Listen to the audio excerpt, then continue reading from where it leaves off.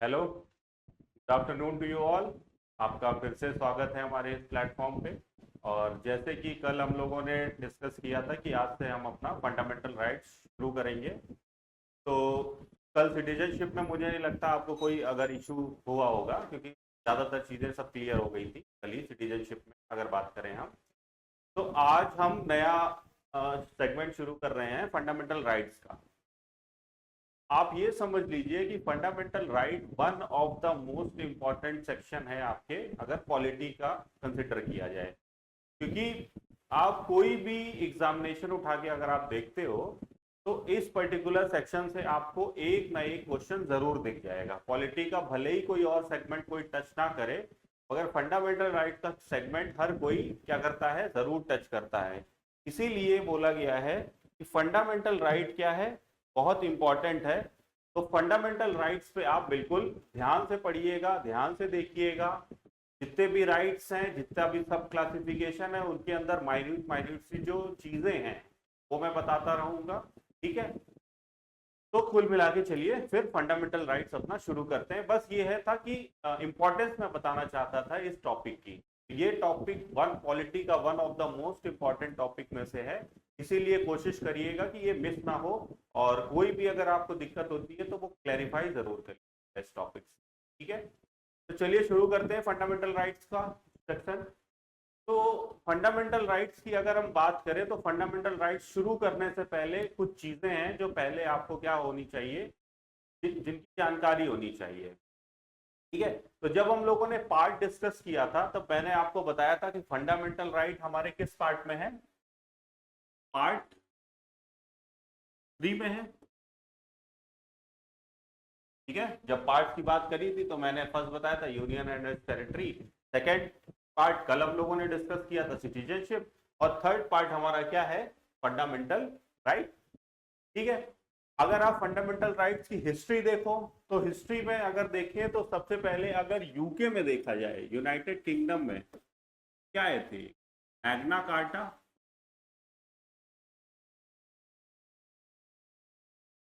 ठीक है, Magna carta जिसमें ये राइट्स क्या थे, मेंशन थे। इसीलिए कभी कभी हम पार्ट 3 को क्या कहते हैं, Magna carta of Indian constitution, क्योंकि हमारे पार्ट 3 में भी क्या है, फंडामेंटल राइट्स मेंशन है। ठीक है, मगर लिए कहां से हैं हमने, जब हमने सोर्सेस की बात करी थी तो सोर्सेस में मैंने यूके नहीं बताया था आपको, मैंने क्या बताया था, यूएसए। फंडामेंटल राइट हमने कहां से डराइव किए गए हैं, यूएसए से। यूएसए के किससे, बिल ऑफ राइट से। मैग्ना कार्टा इसलिए बोल देते हैं कि फर्स्ट टाइम यूएस के मैग्ना कार्टा में मेंशन हुए थे फंडामेंटल राइट। इसीलिए फंडामेंटल राइट हमारे किसमें, इंडियन कॉन्स्टिट्यूशन के पार्ट 3 में है। इसीलिए पार्ट 3 को हम क्या कह देते हैं, Magna carta of Indian constitution. और अडॉप्ट हमने कहां से किए, फाइनली वो हमने किए कहां से, यूएसए के बिल ऑफ राइट से। क्योंकि यूएसए के बिल ऑफ राइट्स में ही क्या है, फंडामेंटल राइट्स मेंशन है सारे। ठीक है, तो अब बात करते हैं अगर फंडामेंटल राइट्स की, तो फंडामेंटल राइट्स,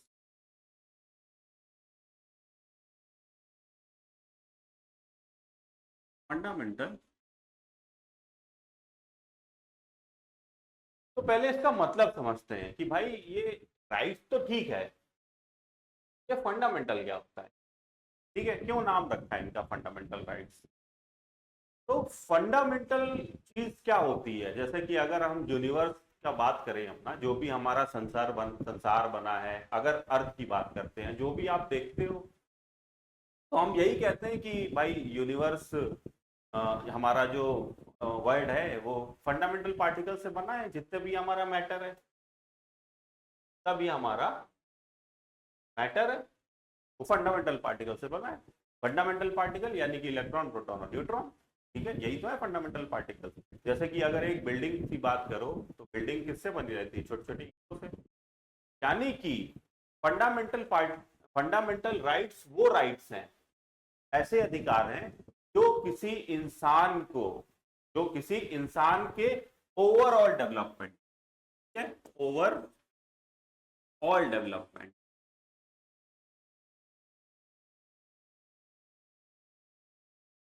ओवरऑल डेवलपमेंट के लिए क्या है, इंपॉर्टेंट है। यानी कि अगर उस इंसान को इन पर्टिकुलर लॉ से डिप्राइव्ड किया गया, इन पर्टिकुलर राइट से डिप्राइव्ड किया गया, ये पर्टिकुलर राइट उसको नहीं प्रोवाइड किए, तो उसका डेवलपमेंट क्या है, इम्पॉसिबल है, उसका डेवलपमेंट हो ही नहीं सकता है। यानी कि जीने के लिए, अगर इंसान को जीना है, अच्छे से जीना है, अपनी सारी जरूरतों को पूरी करते हुए जीना है, तो उस केस में हमें फंडामेंटल राइट्स की क्या है, बहुत इंपॉर्टेंट। जैसे कि अगर एग्जांपल लेते हैं, हमारा फंडामेंटल राइट है आर्टिकल 19 के अंदर, सब सेक्शन 1 के अंदर, freedom of speech and expression. ठीक है, एक एग्जांपल लेते हैं क्यों फंडामेंटल है, क्यों जरूरी है। तो मान के चलिए अगर कल ऐसा होता है कि गवर्नमेंट नोटिफाई कर देती है, फिलहाल ऐसा कर नहीं सकती गवर्नमेंट कि नोटिफिकेशन के थ्रू कोई फंडामेंटल राइट आपका ले लिया जाए, वो आगे देखेंगे फंडामेंटल राइट को कैसे अमेंड कर सकते। मान लीजिए एक हाइपोथेटिकल सिचुएशन मानते हैं कि कल से आपको freedom of speech and expression छीन लिया गया। ठीक है, आप बोल नहीं सकते हो, सरकार, आप बोल ही नहीं सकते हो अपनी मर्जी से, आपको वही बोलना पड़ेगा जो सरकार चाहेगी। तो मान लीजिए हम डेमोक्रेसी में रहते हैं, और डेमोक्रेसी में क्या है, गवर्नमेंट सेलेक्ट होती है, हम सर चुनाव में वोट देते हैं, और फिर उस हिसाब से जो पार्टी जीतती है, मेजोरिटी पार्टी अपनी गवर्नमेंट फॉर्म करती है। और वो गवर्नमेंट हमें पता है कि कितने साल के लिए, 5 साल के तो लिए है ही है। अगर कुछ दिक्कत ना हुई तो कोalition गवर्नमेंट भी है, तो अगर ठीक से चली तो 5 साल तो चलना ही चलना है, बीच में कुछ होना नहीं है। हमारे हमारे सिस्टम में ऐसी पॉलिटिकल सिस्टम है कि अगर एक गवर्नमेंट 5 साल के लिए चुन के आ गई तो 5 साल तक। कल को मान लीजिए आपका कोई freedom of speech and expression government छीन लेती है। ठीक है, तो डेमोक्रेसी में कोई अगर गलत कर रहा है तो उसका वो इंसान पर्टिकुलर गलत कर रहा है कैसे बताओगे आप, भाई फ्रीडम ऑफ स्पीच तो बताओगे। और फ्रीडम ऑफ स्पीच के अंदर ही आती है फ्रीडम ऑफ प्रेस। यानी कि आपने प्रेस को भी क्या कर दिया, खत्म कर दिया। अगर प्रेस को खत्म कर दिया तो गवर्नमेंट की जो गलतियां हैं वो कौन बताएगा। ठीक है, गवर्नमेंट की गलतियों को कौन हाईलाइट करेगा। तो ऐसे तो धीरे धीरे गवर्नमेंट कैसी हो जाएगी, अथॉरिटेरियन गवर्नमेंट हो जाएगी। डेमोक्रेसी से हट के शिफ्ट होकर हम कहाँ चले जाएंगे, एक अथॉरिटेरियन गवर्नमेंट की तरफ। ठीक है, इसीलिए freedom of speech and expression क्या है, बहुत जरूरी है। इसीलिए फंडामेंटल राइट बहुत जरूरी है। जैसे इसी में एक फंडामेंटल राइट है, राइट टू इक्वलिटी, समानता का अधिकार। ठीक है, कि हम भाई इंडियन कॉन्स्टिट्यूशन में ये बोला गया है कि इंसान किसी भी रिलीजन, रेस, कास्ट, सेक्स का हो, उसके लिए लॉ के सामने वो क्या है, समान है। किसी भी तरीके का डिस्क्रिमिनेशन नहीं होता है। मगर कल को अगर मान लीजिए ये फंडामेंटल राइट हमारे पास ना होता, तो कुछ जिनके पास पैसा है उनको अलग से ट्रीटमेंट मिलता, उनके लिए लॉ अलग होता, जो गरीब हैं उनके लिए लॉ अलग होता, तो बहुत डिस्क्रिपेंसी आ जाती। इसीलिए बोला गया है, इसीलिए इनको नाम क्या दिया गया है, फंडामेंटल राइट्स। ठीक है, यानी कि किसी भी ह्यूमन के ओवरऑल डेवलपमेंट के लिए ये राइट्स क्या है, बहुत इंपॉर्टेंट है। इसी में आर्टिकल 21A मिलेगा आपको, राइट टू एजुकेशन। ठीक है, क्योंकि एजुकेशन ही एक सबसे बड़ा टूल माना जाता है, सबसे बेहतरीन वेपन माना जाता है किसी भी इंडिविजुअल की सिचुएशंस को चेंज करने के लिए। ठीक है, तो यहां तक आपने देख ही लिया कि आखिरकार इनको नाम फंडामेंटल क्यों दिया गया है। फंडामेंटल इसलिए, बस इतना जान लो आप, किसी भी इंडिविजुअल के ओवरऑल डेवलपमेंट में ये क्या कर देते हैं, बहुत इंपॉर्टेंट रोल प्ले करते हैं। ठीक है, अब दूसरा कॉन्सेप्ट क्या आ जाता है कि जब आप फंडामेंटल राइट्स के आर्टिकल्स पढ़ोगे तो हर जगह एक वर्ड आता है, state. State can not do this, state can not discriminate among this, state that. तो सबसे पहले हम समझते हैं कि आखिरकार ये स्टेट होता क्या है। पॉलिटी के टर्म्स में स्टेट, आप इससे कंफ्यूज मत होइएगा कि स्टेट का मतलब मैं यहाँ पर्टिकुलर राज्य से है, जैसे कि उत्तर प्रदेश। यहाँ पे पॉलिटी में स्टेट टर्म का मतलब अलग है। सबसे पहले समझते हैं कि स्टेट है क्या। ठीक है, पॉलिटी में हम स्टेट उसको बोलते हैं, किसी भी स्टेट की 4 खूबियां होती हैं, 4 प्रॉपर्टीज होती हैं। अगर वो चारों प्रॉपर्टीज उसके पास हैं तो हम उस पर्टिकुलर रीजन को क्या कह देंगे, स्टेट कह देंगे। देखते हैं 4 क्या। सबसे पहले प्रॉपर्टी क्या होती है स्टेट की, उसकी क्या होगी, एक टेरिटरी होगी। सबसे पहले क्या होगी, इसकी एक टेरिटरी होगी। टेरिटरी मतलब क्या, एक बाउंड्री होगी। जैसे इंडिया है तो इंडिया की वेल डिफाइंड बाउंड्री है। अगर बॉर्डर डिस्प्यूट्स को हटा दें हम कुछ समय के लिए, तो इंडिया की क्या है, एक वेल डिफाइंड टेरिटरी है। पता है कि भाई इंडिया का लैंड यहीं तक है, सीमित है। ठीक है, तो पहली कंडीशन क्या होगी, टेरिटरी होगी। दूसरी कंडीशन क्या होती है, पॉपुलेशन। पॉपुलेशन में आप सबको पता ही चल गया होगा कि इस समय वर्ल्ड नंबर 1 पे कौन है, हम ही है, इंडिया है। चाइना भी पीछे हो गया, चाइना आपके पे आ गया है, नंबर 2 पे आ गया है। तो यानी कि अगर इंडियन स्टेट के बारे में देखें तो हमारे पास टेरिटरी भी है, हमारे पास पॉपुलेशन भी है। फोर्थ फैक्टर आता है गवर्नमेंट।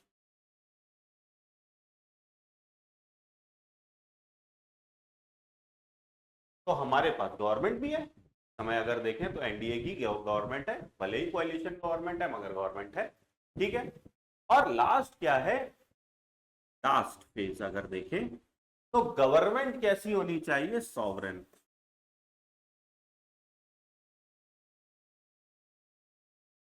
अब सॉवरेन गवर्नमेंट का क्या मतलब, जब मैंने प्रियम्बल पर आया था तो आपको सॉवरेन, सोशलिस्ट, सेकुलर सबके मतलब बताए थे। सॉवरेन का इतना मतलब है कि हम अपने इंटरनल हो चाहे हमारे एक्सटर्नल मैटर्स में हम अपने डिसीजन लेने के लिए क्या है, पूरी तरीके से स्वतंत्र हैं। कोई भी हमें ये नहीं बता सकता है कि आपको ये करना है या ये नहीं करना है। मतलब अगर स्टेट के देखे जाए तो स्टेट के पास क्या होनी चाहिए, एक टेरिटरी होनी चाहिए, उस टेरिटरी में पॉपुलेशन होनी चाहिए, और उस पॉपुलेशन को कंट्रोल करने के लिए एक गवर्नमेंट होनी चाहिए उस पॉपुलेशन को गवर्न करने के लिए। और साथ में गवर्नमेंट कैसी होनी चाहिए, सॉवरेन होनी चाहिए।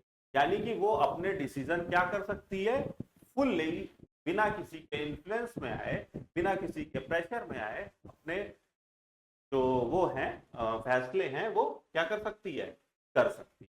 ठीक है, तो किसी भी स्टेट की अगर बात करें तो ये क्या होते हैं, चार इंपॉर्टेंट, ठीक है, फैक्टर्स होते हैं। चार important factors, territory, population, government और सॉवरेन।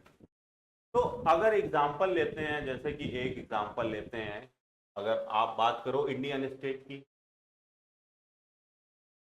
इंडिया हमारा स्टेट है क्योंकि इंडिया क्या करता है, ये चारों चीजें फॉलो करता है इजीली। अब एक बात कर लेते हैं, जैसे कि अगर अंटार्कटिका की बात कर लेते हैं।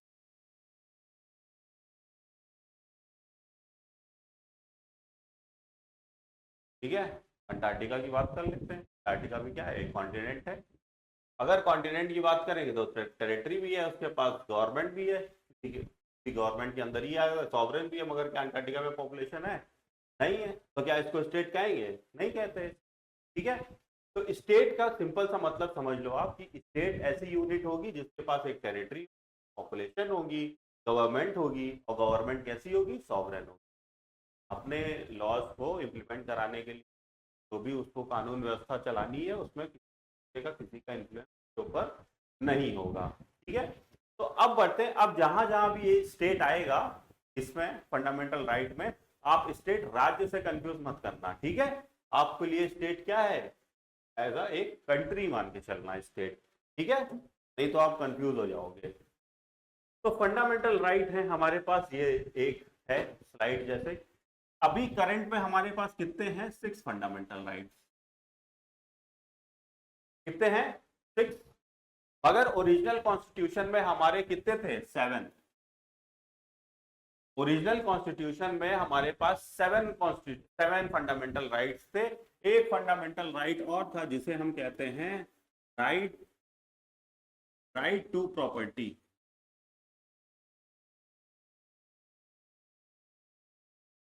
क्या था, राइट टू प्रॉपर्टी। जो 44th कॉन्स्टिट्यूशनल अमेंडमेंट एक्ट 1976 के द्वारा क्या कर दिया गया था, हटा दिया गया था।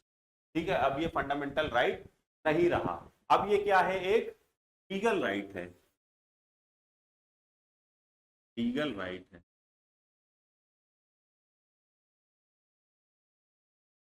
ठीक है, और अगर बात करें हम इसकी तो ये आपको मिल जाएगा अब करंट अमेंडमेंट के बाद आर्टिकल 300A में, क्या राइट टू प्रॉपर्टी अगर इस समय कोई पूछे तो वो कहाँ है, आर्टिकल 300A में। यानी कि पहले हमारे पास कितने थे ओरिजिनल कॉन्स्टिट्यूशन में, 7 थे, मगर राइट टू प्रॉपर्टी हमने 44th कॉन्स्टिट्यूशनल अमेंडमेंट 1976 से हटा दिया है, और अब किसमें है, वो एक लीगल राइट है, किसके, आर्टिकल 301 के अंदर। तो मेन हमें इन 6 को पढ़ना है, ठीक है। तो चलिए 6 को पहले देख लेते हैं, उनके सब्जेक्ट मैटर क्या है, फिर उनको डिटेल में हम क्या करेंगे, पढ़ेंगे। तो सबसे पहला है right to equality. Right to equality यानी कि समानता का अधिकार। अभी और देख लेते हैं, अंदर जाके फिर डीप में बात करते हैं, ठीक है। अगर राइट टू इक्वलिटी की बात करें तो हमें राइट टू इक्वलिटी मिल जाएंगे आर्टिकल 14 से आर्टिकल 18 तक, ठीक है। राइट टू इक्वलिटी हमारे कहाँ है, आर्टिकल 14, 15, 16, 17 और 18, ठीक है। Right to equality, right to equality के बाद, ठीक है, राइट टू लिबर्टी है। राइट टू लिबर्टी की अगर बात करें हम तो ये मिल जाएगा हमें आर्टिकल 90 से 22 तक। ये याद रखिएगा तो इससे इजी होता है एलिमिनेट करना, ठीक है। राइट टू इक्वालिटी आर्टिकल 14 से 18, राइट टू लिबर्टी आर्टिकल 19 से 22। अब राइट अगेंस्ट एक्सप्लॉयटेशन यानी कि शोषण के विरुद्ध अधिकार, ठीक है, यानी कि आपका कोई एक्सप्लॉयटेशन ना कर सके, उसके लिए भी आर्टिकल है। उसके लिए 2 आर्टिकल है, आर्टिकल 23 एंड आर्टिकल 24, ठीक है, 2 आर्टिकल है उसके लिए हम। फिर right to freedom of religion. तो right to freedom of religion की अगर हम बात करते हैं तो right to freedom of religion हो जाएंगे हमारे 25 टू 28। अभी एक एक करके हम सारे आर्टिकल्स को डिटेल में समझेंगे, अभी मैं बस ओवरव्यू दे रहा हूं, ठीक है, overview.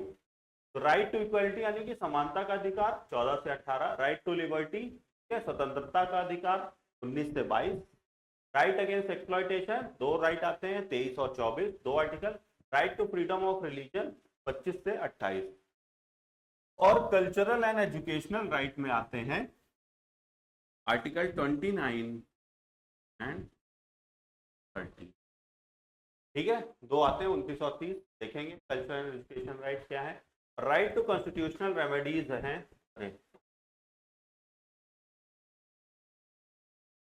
Right to constitutional remedies हैं हमारी आर्टिकल किसमें, 32 में। सबसे इंपॉर्टेंट अगर बात करें आर्टिकल 30, देखेंगे इसके बारे में भी कि क्यों ये इतना इंपॉर्टेंट आर्टिकल है, ठीक है।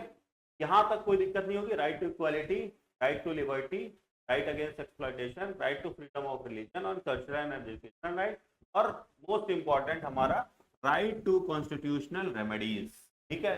B.R. अम्बेडकर साहब ने राइट टू कॉन्स्टिट्यूशनल रेमेडीज को बोला था heart and soul of the constitution, ठीक है।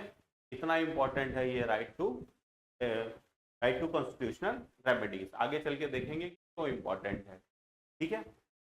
तो इसको शुरू करने से पहले 2 आर्टिकल यहाँ पे जो नहीं दिए हैं वो देखते हैं। तो वैसे फंडामेंटल राइट हमने बताया था हमारा शुरू कहां से हो जाता है, 12 से 51, 12 to 51 तक हमारे फंडामेंटल राइट्स क्या है, मेंशन्ड है। अगर यहाँ 2 फंडामेंटल राइट्स मिसिंग है, एक तो आर्टिकल 12 और एक आर्टिकल 13। तो पहले आर्टिकल 12 देख लेते हैं, आर्टिकल 13 देख लेते हैं, फिर हम आते हैं कहाँ से, आर्टिकल 14 पे, राइट टू इक्वालिटी, ठीक है। तो सबसे पहले बात करते हैं आर्टिकल 12 की। आर्टिकल 12 की अगर बात करें तो आर्टिकल 12 में है definition of state, definition of,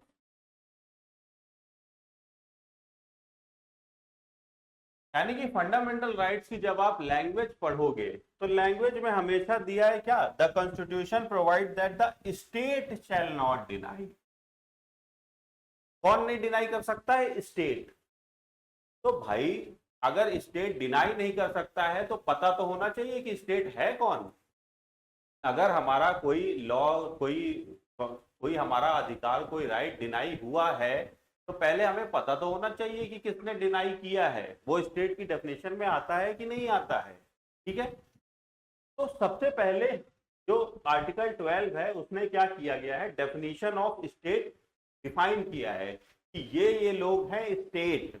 ठीक है, अगर इनमें से किसी ने आपका राइट वायलेट किया तो क्या हो जाएगा, फंडामेंटल राइट्स का वायलेशन, और आप सुप्रीम कोर्ट या हाई कोर्ट को क्या कर सकते हो, परसू कर सकते हो। तो सबसे पहले हमें यही देखना है कि आखिरकार ये स्टेट में कौन कौन आएगा, ठीक है, जिसके खिलाफ हमें ये राइट्स क्या है, प्रोवाइड किए गए हैं। यहाँ पे स्टेट है, कुछ आर्टिकल्स में मैं बता दूंगा, वहां पे स्पेशल मेंशन कर दूंगा कि कुछ हमें प्राइवेट मेंबर्स के लिए भी कुछ राइट्स मिले हैं। ठीक है, यानी कि कुछ प्राइवेट मेंबर्स जैसे हम और आप भी कुछ लॉज को, कुछ राइट्स का वायलेशन नहीं कर सकते। अगर हमने किया तो क्या हो सकती है, हमें जेल हो सकती है। ठीक है, जैसे अनटचेबिलिटी आर्टिकल 17 में मैं बताऊंगा कि आर्टिकल 17 में जो अनटचेबिलिटी है वो गवर्नमेंट के भी लिए भी है और वो प्राइवेट मेंबर्स के लिए भी। ठीक है, तो सब चलिए देखते हैं डेफिनेशन ऑफ स्टेट में क्या क्या आता है। ठीक है, सबसे पहले अगर हम बात करें कि डेफिनेशन ऑफ स्टेट में क्या क्या आएगा, तो सबसे पहले क्या आ जाएगी, पूरी यूनियन गवर्नमेंट।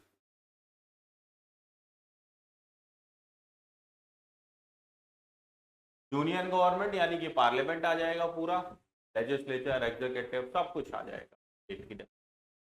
ठीक है, फिर आ जाएगी हमारी स्टेट गवर्नमेंट। यहाँ पे स्टेट वो वही राज्य वाला स्टेट है। ठीक है, यानी कि यहां अगर बात करें तो पार्लियामेंट हो जाएगी, पार्लियामेंट हो जाएगी। यहाँ अगर स्टेट लेजिस्लेटिव असेंबली और स्टेट लेजिस्लेटिव काउंट है, ठीक है, गवर्नमेंट हो जाएगी, यूनियन गवर्नमेंट हो या सेंट्रल गवर्नमेंट है। फिर आ जाएंगे सारे गवर्नमेंट पीएसयूज। गवर्नमेंट पीएसयूज क्या है, जो गवर्नमेंट में जिनकी मतलब जिनकी ओनरशिप किसके पास है, गवर्नमेंट के पास है। जैसे कि बहुत सारे एग्जांपल अगर लेने जाएं हम यहाँ पे तो क्या हो जाएगा, आईओसीएल है, इंडियन ऑयल कॉरपोरेशन है, बीपीएल है, भारत पेट्रोलियम, अपने लखनऊ में अगर देखें तो एचएएल है, हिंदुस्तान एरोनॉटिक्स लिमिटेड, ये सब क्या है, गवर्नमेंट पीएसयू। तो ये भी क्या आते हैं डेफिनेशन ऑफ स्टेट में। फिर डेफिनेशन ऑफ स्टेट्स में हमने क्या क्या देखा कि पहले तो यूनियन गवर्नमेंट आ जाएगी, पार्लियामेंट से लेके जितना कुछ भी, लेजिस्लेचर, एग्जीक्यूटिव, जुडिशरी को तो राइट ही दिया, तो जुडिशरी एक्सेप्टेड है। ठीक है, जुडिशरी को आपका राइट बचाने का दायित्व दिया गया है, तो जो बचा रहा है वही हनन कैसे कर लेगा। ठीक है, इसलिए जुडिशरी इससे बाहर है। तो यूनियन गवर्नमेंट आ गई, स्टेट गवर्नमेंट आ गई और गवर्नमेंट पीएसयूज आ गए। ठीक है, जिसमें भी गवर्नमेंट का स्टेक 50% से ज्यादा है, यानी कि ओनरशिप 50% से ज्यादा है, या गवर्नमेंट का इन्वेस्टमेंट भी है। अगर गवर्नमेंट ने थोड़ा बहुत भी अपना इन्वेस्टमेंट कर रखा है तो वो भी किस में आएगा, डेफिनेशन ऑफ स्टेट में। ठीक है, या अगर कोई प्राइवेट कंपनी गवर्नमेंट कॉन्ट्रैक्ट पे काम कर रही है, अगर कोई प्राइवेट कंपनी गवर्नमेंट कॉन्ट्रैक्ट पे काम कर रही है, वो भी किसके अंडर आ जाएगी, डेफिनेशन ऑफ स्टेट। यानी कि आपने स्टेट को समझ लिया कि स्टेट में ये लोग आते हैं, और अगर इनमें से कोई भी आपके फंडामेंटल राइट्स का वायलेशन करता है तो सीधे आप कोर्ट को क्या कर सकते हो, परसू कर सकते हो। कल जैसे आर्टिकल में कंफ्यूजन हो गया था, तो डायरेक्ट परसू करना है अगर आपको रेमेडी में, तो अगर सुप्रीम कोर्ट जाना है तो आर्टिकल 32 है, और अगर हाई कोर्ट जाना है तो आर्टिकल 226 के अंडर आप सीधे रेमेडी ले सकते हो। आगे हम देखेंगे जब आर्टिकल 30, अभी बस इतना जान लो, अगर सुप्रीम कोर्ट में जाना है तो आर्टिकल 32, अगर हाई कोर्ट में जाना है तो आर्टिकल 226। डायरेक्ट आप सुप्रीम कोर्ट जा सकते हो, यहाँ एपेलेट वाला ज्यूरिसडिक्शन वाला केस नहीं होता है। बताऊंगा कि एपेलेट ज्यूरिसडिक्शन किसको कहते हैं। ठीक है, तो स्टेट की डेफिनेशन देख ली। स्टेट की डेफिनेशन किसके अंदर है, आर्टिकल 12 के अंदर है, डेफिनेशन ऑफ स्टेट। स्टेट में कौन आएगा, यूनियन गवर्नमेंट आएगी, स्टेट गवर्नमेंट आएगी, गवर्नमेंट पीएसयूज आएंगे, और ऐसे इंडिविजुअल जो गवर्नमेंट के कॉन्ट्रैक्ट पे वर्क कर रहे हैं। ठीक है, यानी कि सिंपल सा मतलब इतना समझो कि गवर्नमेंट का पैसा कहीं भी लगा होगा वो स्टेट की डेफिनेशन में इंक्लूड किया जाएगा। ठीक है, अब स्टेट के बाद देखते हैं आर्टिकल 12 के बाद अगर बात करें हम, तो नेक्स्ट क्या है हमारा आर्टिकल 13। आर्टिकल 13 भी बहुत इंपॉर्टेंट है क्वेश्चन, जो हमारा आर्टिकल है, क्योंकि बिना आर्टिकल 13 के आर्टिकल 6 बहुत इंपॉर्टेंस है। और आर्टिकल 13 खुद में अपना इंपॉर्टेंट इसलिए है क्योंकि आर्टिकल 13 प्रोवाइड कराता है क्या, जुडिशियल रिव्यू। अब जुडिशियल रिव्यू क्या है?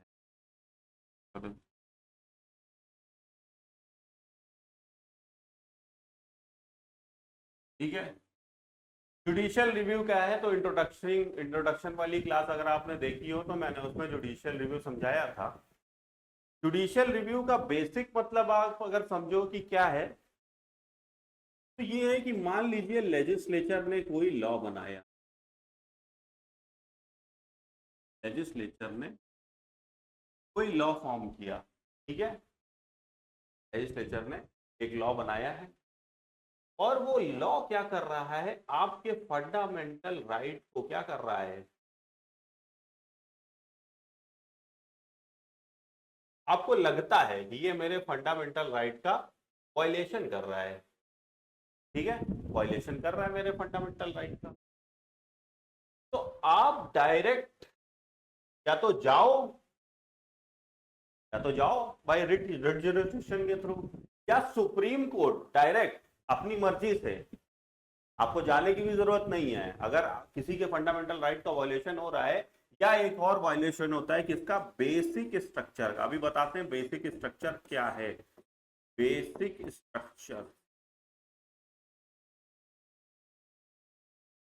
अगर बेसिक स्ट्रक्चर का वायलेशन ये लॉ क्या कर रहा है, अगर ये लॉ बेसिक स्ट्रक्चर का वायलेशन कर रहा है, सुप्रीम कोर्ट डायरेक्ट इस लॉ को उठा लेगा और अपने पास ले लेगा, किसके लिए, रिव्यू के लिए, कि भाई आपने लॉ बना दिया है, ठीक है, अच्छी बात है, हमारे पास भेजिए, हम इस लॉ को चेक करेंगे कि कहीं ये बेसिक स्ट्रक्चर को, फंडामेंटल जो हमारा कॉन्स्टिट्यूशन का बेसिक स्ट्रक्चर है, या किसी का फंडामेंटल राइट वायलेट तो नहीं कर रहा है। अगर रिव्यू में सुप्रीम कोर्ट पाता है ये पर्टिकुलर लेजिस्लेशन क्या कर रहा है, बेसिक स्ट्रक्चर को क्या कर रहा है, बिगाड़ रहा है, बेसिक स्ट्रक्चर को वायलेट कर रहा है, तो सुप्रीम कोर्ट इस लेजिस्लेशन को क्या कर देगा, null and void. Null and void का मतलब वहीं पे उस लेजिस्लेशन को क्या कर देगा, समाप्त कर देगा, वो लेजिस्लेशन वहां से खत्म, आगे अब उस पर कोई काम नहीं हो सकता है। ठीक है, ये मतलब होता है किसका, जुडिशियल रिव्यू का। जुडिशियल रिव्यू आप सिंपल सीधे भाषा में ये समझो, अगर कोई लॉ बनता है, अगर वो लॉ किसी फंडामेंटल राइट का वायलेशन करता है, या किसी कॉन्स्टिट्यूशन में दिए गए बेसिक स्ट्रक्चर का, ठीक है, अगर बेसिक स्ट्रक्चर को वायलेट कर रहा है, तो सुप्रीम कोर्ट डायरेक्ट उसको क्या कर लेगा, रिव्यू कर लेगा, और अगर उस रिव्यू में सुप्रीम कोर्ट पाता है कि हाँ सही है, ये बेसिक स्ट्रक्चर का वायलेशन है, तो वहीं पे उसको क्या कर देगा, null and void. Null and void यानी कि वहीं से उसकी समाप्ति। ठीक है, अगर इसका एग्जाम्पल आप लेना चाहो तो एग्जाम्पल है एनजेएसी एक्ट। एनजेएसी एक्ट, ये एनजेएसी एक्ट हमारी अभी मोदी सरकार लाई थी, ठीक है, मोदी सरकार के ही टाइम का है। क्या था ये, national judiciary appointment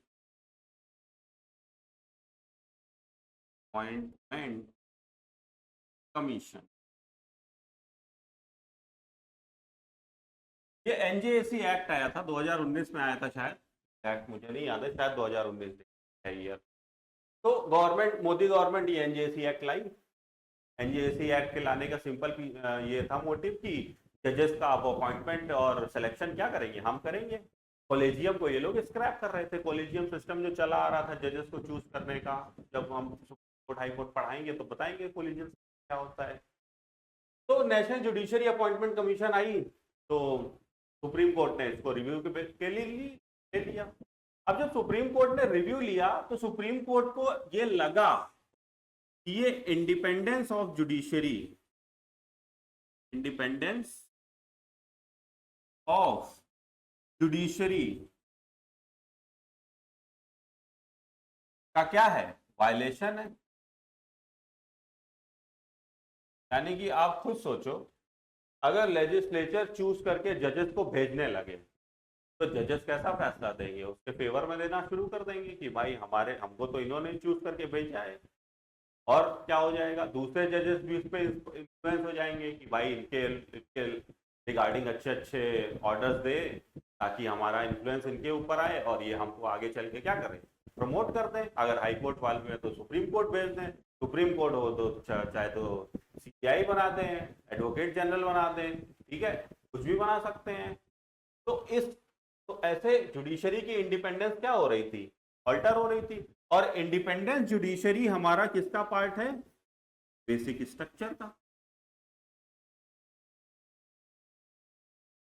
basic structure का पार्ट क्या है, इंडिपेंडेंस ऑफ जुडिशरी। जुडिशरी स्वतंत्र है, जुडिशरी पे किसी का इन्फ्लुएंस ना नहीं है, ना लेजिस्लेचर का है ना एग्जीक्यूटिव का है।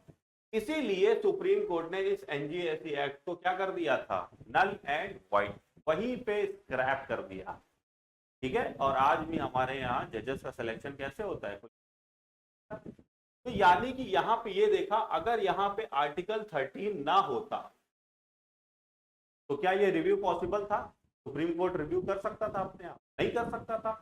इसीलिए यहाँ पे बोला जाता है कि आर्टिकल 13 की इंपॉर्टेंस बहुत ज्यादा है हमारे इंडियन कॉन्स्टिट्यूशन में, ताकि अगर कोई ऐसा लॉ लेजिस्लेचर बना लेता है जो बेसिक स्ट्रक्चर का क्या कर रहा है, वायलेशन कर रहा है, या किसी फंडामेंटल राइट का वायलेशन कर रहा है, तो सुप्रीम कोर्ट अपने रिव्यू की पावर से, ठीक है, अपने किस पावर से, आर्टिकल 13 के अंदर जो उसको रिव्यू की पावर दी गई है उसमें वो क्या कर सकता है, उसको रिव्यू कर सकता है। और अगर उसे लगता है कि ये पर्टिकुलर लॉ इंक्रोच कर रहा है बेसिक स्ट्रक्चर को या किसी फंडामेंटल राइट को वायलेट कर रहा है, तो वहीं पे वो लॉ क्या हो जाएगा, नल एंड, ठीक है।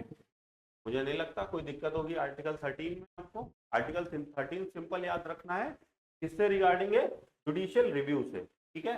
बस एक चीज अगर याद हो तो आपसे पूछा जा सकता है कि जुडिशियल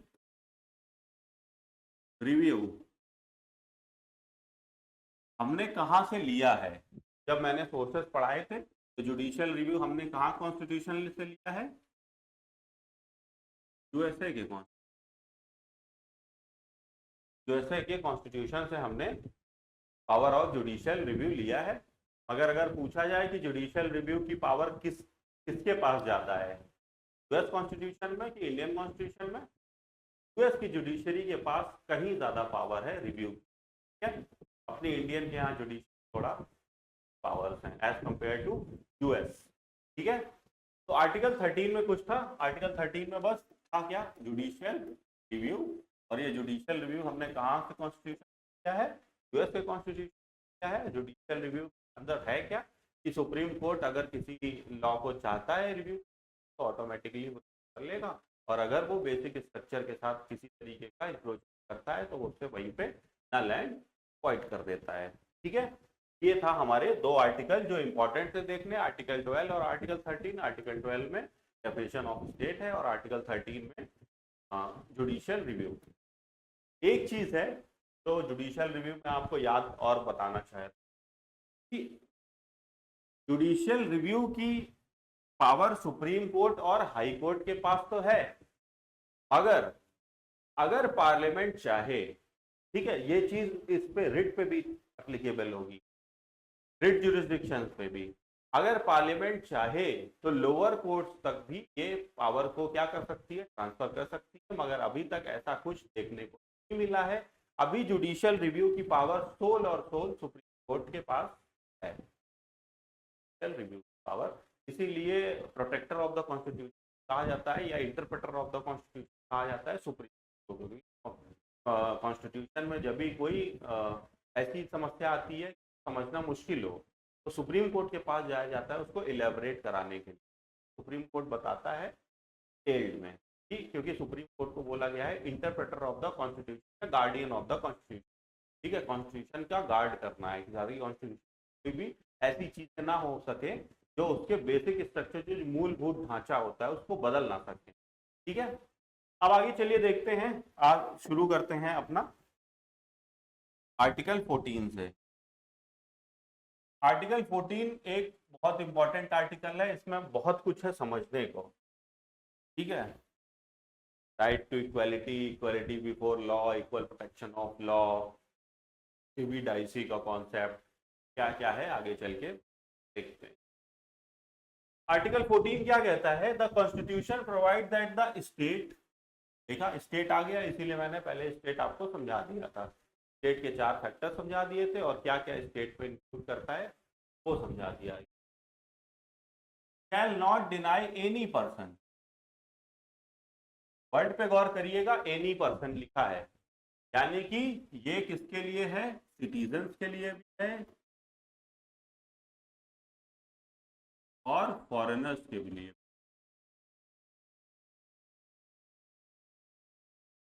ठीक है, दोनों के लिए, इंडियन सिटीजन और जो बाहर से फॉरेन सिटीजन आते हैं उनके लिए भी, दोनों को आर्टिकल 14 का राइट मिला है।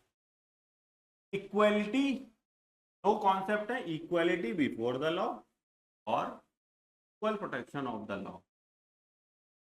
अब ये दो कॉन्सेप्ट हैं, दोनों बहुत इंपॉर्टेंट है, आपको समझना जरूरी है। With in the territory of India, India की टेरिटरी के अंदर, बाहर की हमारी जिम्मेदारी नहीं है। ठीक है, हमें प्रोवाइड करना है क्या? एनी पर्सन, अगर इंडिया की टेरिटरी में कोई भी आता है, चाहे वो इंडियन नेशनल हो चाहे कोई फॉरेनर हो, क्या प्रोवाइड कराना है उसको? Equality before the law, equality before the law and equal protection of the law. अब देखते हैं दोनों में डिफरेंस क्या है, इक्वालिटी बिफोर लॉ में और इक्वल प्रोटेक्शन ऑफ लॉ में। लाइन खींच कर लेते हैं,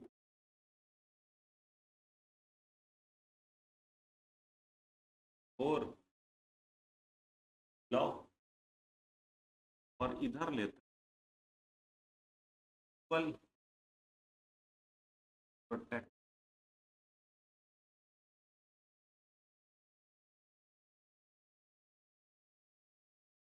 ठीक है, इक्वालिटी बिफोर लॉ और इक्वल प्रोटेक्शन ऑफ लॉ। अगर सिंपल देखा जाए तो ये कहाँ कहाँ से लिए गए हैं? इक्वालिटी बिफोर लॉ का कॉन्सेप्ट हमने कहाँ से लिया है? ब्रिटेन से लिया है। अगर ब्रिटेन की बात करें,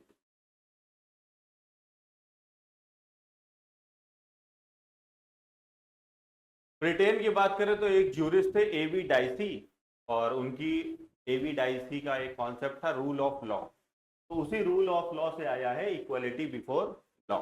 ठीक है, एवी डाइसी के रूल ऑफ लॉ से आया है क्या कॉन्सेप्ट? इक्वालिटी बिफोर लॉ का कॉन्सेप्ट। ठीक है, तो यहां पे है क्या? और अगर इसकी बात करें तो ये कहां से लिया गया है? यूएसए से। इसको हम बोलते हैं निगेटिव कॉन्सेप्ट। अभी आगे देखते हैं कि ये निगेटिव क्यों है और ये पॉजिटिव। ठीक है, एक निगेटिव है, एक पॉजिटिव कॉन्सेप्ट। तो इक्वालिटी बिफोर लॉ का सिंपल से मतलब है कि भाई लॉ के सामने, ठीक है, कानून के सामने सब क्या है? बराबर है। लॉ के सामने सब क्या है? बराबर है। यानी कि आप सिंपल लैंग्वेज में लिख सकते हो कि every one is equal before the law, के सामने हर कोई क्या है? बराबर है। किसी को भी आप किसी भी तरीके का डिस्क्रिमिनेशन नहीं कर सकते हो किसी के साथ, ना ही पॉजिटिव डिस्क्रिमिनेशन कर सकते हो, ना ही नेगेटिव डिस्क्रिमिनेशन कर सकते हो। सबको क्या रखना है? बराबर रखना। ठीक है, वहीं पे यहां पे अगर देखें तो यहां पे एक कॉन्सेप्ट आता है like should be treated alike. Like should be treated alike का मतलब क्या है? सिंपल सा कॉन्सेप्ट ये है कि भाई एक तरह के लोगों के साथ, जो एक तरीके की परिस्थिति है उनके लिए एक जैसा व्यवहार करो, जो दूसरी परिस्थिति के साथ दूसरा व्यवहार करो। तो हमारे इंडिया कॉन्स्टिट्यूशन में होता है मगर यहाँ क्या कहता है, वो कहता है परिस्थिति से कोई मतलब नहीं है, परिस्थिति चाहे जिसकी जैसी हो, कानून के सामने सब क्या है, बराबर है। ठीक है, इसीलिए इसको हमने यहाँ पे क्या दिया है, निगेटिव कॉन्सेप्ट, और यहाँ पे इसको क्या दिया है, पॉजिटिव कॉन्सेप्ट। क्योंकि ये डिस्क्रिमिनेशन यहाँ कर सकते हैं, इसने साफ साफ दिया है आप पॉजिटिव डिस्क्रिमिनेशन कर सकते हो, जो हमारी पॉलिसीज में दिखता है। क्यों? क्योंकि हम क्या फॉलो करते हैं, equal protection of law. Law का सारा इक्वल प्रोटेक्शन, लॉ सबको इक्वली प्रोटेक्ट करेगा। इक्वल प्रोटेक्ट करने का मतलब क्या है, जो मार्जिनलाइज सेक्शन है उसके अपलिफ्टमेंट के लिए अगर गवर्नमेंट कुछ करना चाहे तो कर सकती है, और जो अमीर वर्ग का सेक्शन है उसके लिए अगर टैक्सेस में थोड़ा बढ़ा दे तो बढ़ा हुआ टैक्स, कोई दिक्कत नहीं है। ये हमें दिखता है, क्योंकि हम क्या करते हैं भाई, अगर देखा जाए इंडिया में क्या है, प्रोग्रेसिव टैक्सेशन सिस्टम है। आपको पता होगा प्रोग्रेसिव टैक्सेशन सिस्टम का मतलब जो जितना ज्यादा कमाता है उससे उतना ज्यादा टैक्स वसूला जाता है।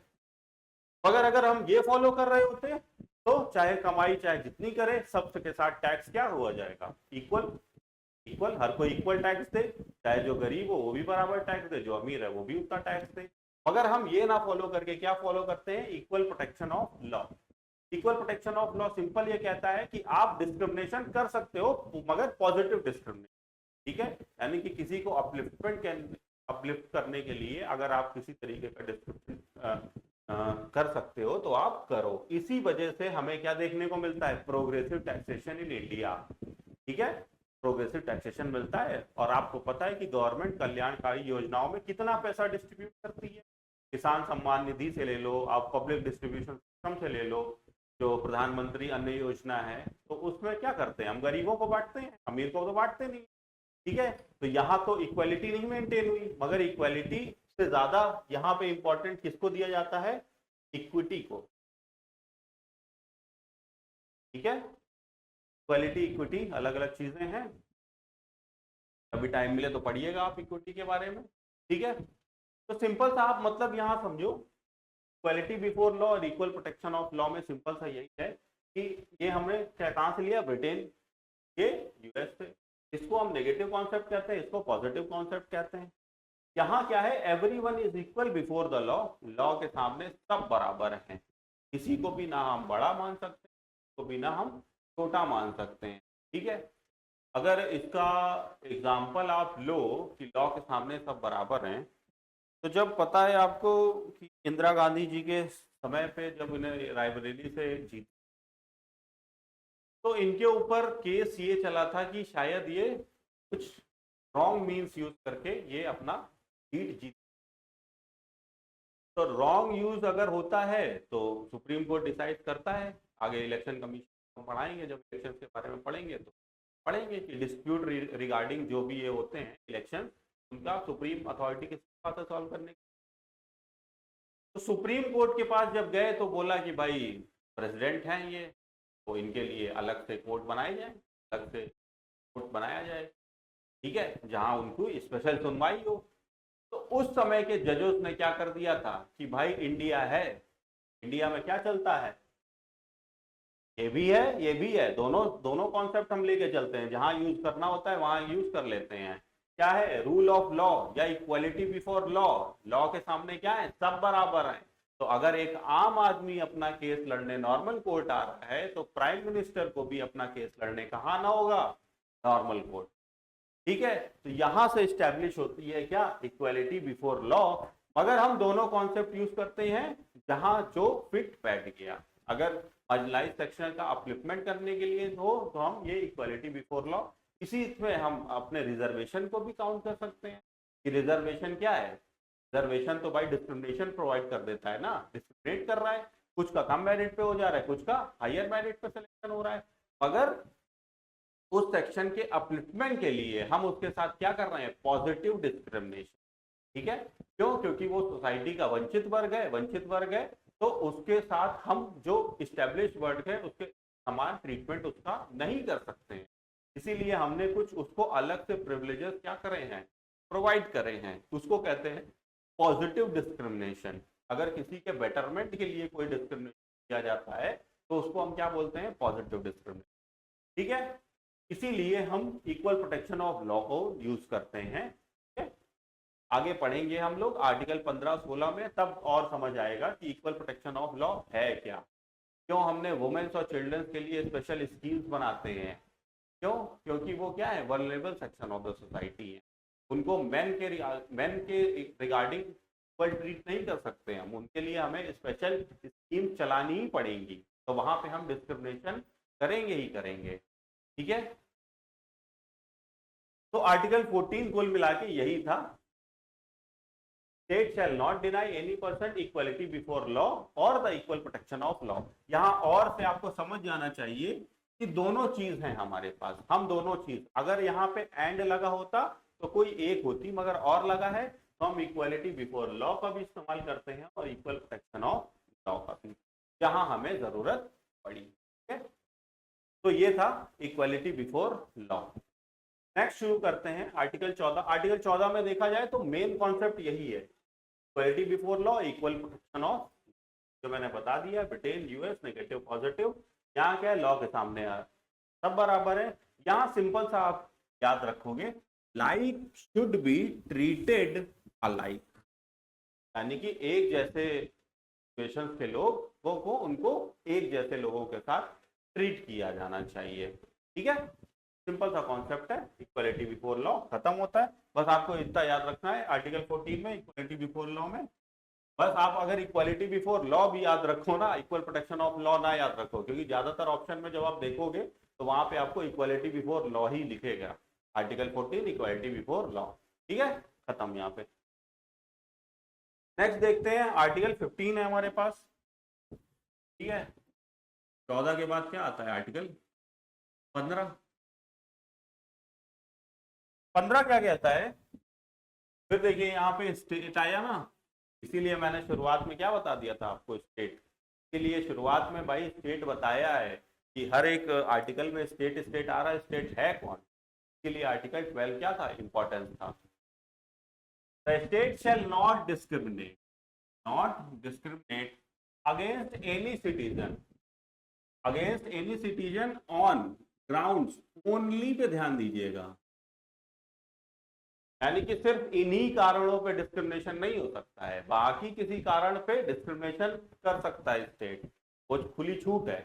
सिर्फ डिस्क्रिमिनेशन किसके किसके बेसिस पे नहीं होगा, religion, race, caste, sex, place of birth और एनी ऑफ।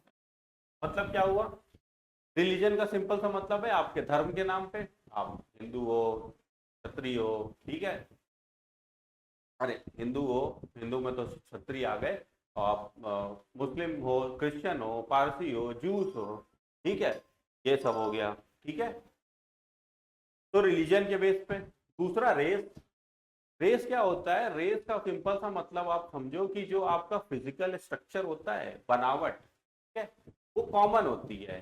ठीक है, जैसे कि जो साउथ इंडियन वाले होते हैं उनको द्रविडियन रेस का कहा जाता है, हम लोग आर्यन रेस के हैं, यानी कि हमारा जो बनावट होता है उसको रेस कहा जाता है, जो हम कॉमन ट्रेड शेयर करते हैं, किसके आधार पे, स्ट्रक्चरल कॉमन ट्रेड शेयर करते हैं, ठीक है, उसको रेस कहा जाता है। कास्ट, कास्ट जाति हो गई, ब्राह्मण, क्षत्रिय, वैश्य, शूद्र, ठीक है, जो कास्ट में भी है। सेक्स, सेक्स का मतलब है या तो मेल या फीमेल, और अब अगर अभी देखा जाए तो एक थर्ड जेंडर भी इंक्लूड कर दिया गया है हमारे में, ठीक है, मेल, फीमेल या ट्रांसजेंडर, थर्ड जेंडर कहते हैं, उसके में भी कोई डिस्क्रिमिनेशन का नहीं करा जाएगा। या प्लेस ऑफ बर्थ, भाई भारत में आप कहीं भी जन्मे हो, नॉर्थ ईस्ट में जन्मे हो, चाहे साउथ इंडिया में जन्मे हो, चाहे नॉर्थ इंडिया में जन्मे, कहीं आपका जन्म हुआ हो, उसके भी बेसिस पे हम किसी तरीके का डिस्क्रिमिनेशन क्या करेंगे, नहीं करेंगे। तो कितनी चीजें हैं, यानी कि इनके अलावा हम डिस्क्रिमिनेशन कर सकते हैं, बिल्कुल कर सकते हैं, खुली छूट है किसी भी बाकी दूसरे मैटर्स में, इसीलिए यहाँ पे ओनली शब्द लगा है। ठीक है, यानी कि गवर्नमेंट डिस्क्रिमिनेशन कर सकती है, मगर इन चीजों को छोड़ के, ये चीजें याद रखिएगा क्योंकि ये डायरेक्ट पूछता है आपसे, religion, race, caste, sex and place of birth, या इनमें कोई। ठीक है, आर्टिकल 15 के बारे में ये बोला गया है। चलिए ठीक है, आज यहीं तक रखते हैं और कल इसको कंटिन्यू करेंगे आर्टिकल 15। आप मान के चलो कि आपका फंडामेंटल राइट का जो ये टॉपिक है, कम से कम 3 से 4 दिन तो लग ही जाएंगे, क्योंकि बहुत डिटेल में समझाना पड़ता है और बहुत इंपॉर्टेंट टॉपिक है। ठीक है, कोई भी चीज मिस नहीं करी जा सकती है, क्योंकि कहाँ से क्वेश्चन उठ जाता है फंडामेंटल राइट से आपको भी एहसास नहीं होगा। जब आप प्रीवियस ईयर क्वेश्चन देखोगे तब पता चलेगा आपको फंडामेंटल राइट्स की क्या इंपॉर्टेंस है। ठीक है, तो आज यहीं तक रखते हैं, कल इनको यहीं से आर्टिकल 15 से हम कंटिन्यू करेंगे। ठीक है, थैंक यू।